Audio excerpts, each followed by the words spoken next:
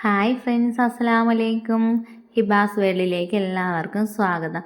നമുക്കിന്നൊരു വഴുതനങ്ങ ഫ്രൈ എങ്ങനെയാണ് ഈസി ആയിട്ട് റെഡിയാക്കുന്നത് നോക്കാം.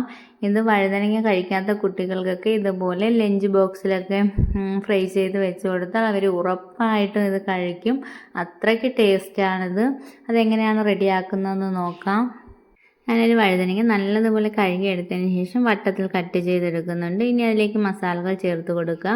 1/4 സ്പൂൺ മഞ്ഞൾപ്പൊടി, 1 സ്പൂണോളം കാശ്മീരി ചില്ലി, 1/4 സ്പൂണോളം കുരുമുളക് പൊടി, 1/4 സ്പൂൺ ഗരം മസാലപ്പൊടി, ആവശ്യത്തിന് ഉപ്പ്, 1 സ്പൂൺ അരിപ്പൊടിയും കൂടെ ഇട്ട് കൊടുത്ത് ഒരു 2 സ്പൂണോളം വെള്ളം ഒഴിച്ച് നല്ലതുപോലെ ഒന്ന് ഇളക്കി യോജിപ്പിച്ചെടുക്കാം.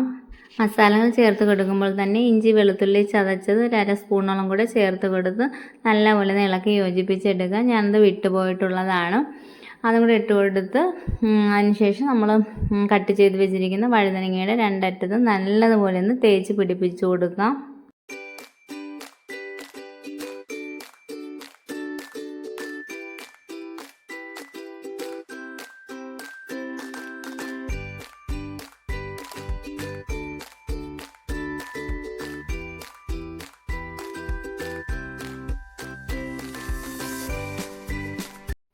ഒരു നോൺ സ്റ്റിക്ക് പാനിലേക്ക് കുറച്ച് എണ്ണ ഒഴിച്ചതിന് ശേഷം നമ്മൾ റെഡിയാക്കി വെച്ചിട്ടുള്ള വഴുതനങ്ങ അതിലേക്ക് നിരത്തി വെച്ച് കൊടുത്ത് ഒരു തണ്ട് കറിവേപ്പില കൂടെ അതിൻ്റെ മുകളിൽ ഇട്ട് കൊടുക്കുന്നുണ്ട്.